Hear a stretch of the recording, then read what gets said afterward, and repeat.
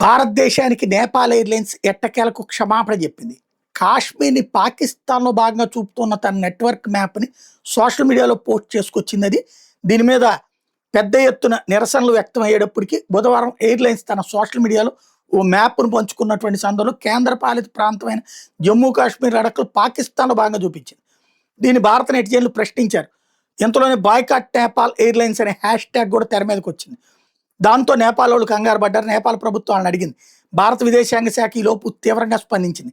విమానయాన మంత్రిత్వ శాఖ నేపాల్ని నిలదీసింది. నేపాల్ మీద దౌత్యపరమైన చర్యలు తీసుకోవాలని కోరుతూ నెటిజన్లు పెద్ద ఎత్తున పోస్టులు పెట్టారు.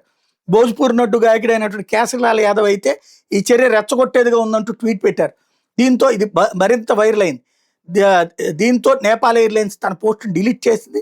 తన మ్యాప్లో అంతర్జాతీయ సరిహద్దులకు సంబంధించిన విషయాల్లో తప్పులు జరిగాయని అంగీకరిస్తూ భారతదేశానికి క్షమాపణలు చెప్పింది. జరిగిన తప్పిదం మీద అంతర్గతంగా సమీక్ష నిర్వహిస్తున్నామని చెప్పుకొచ్చింది.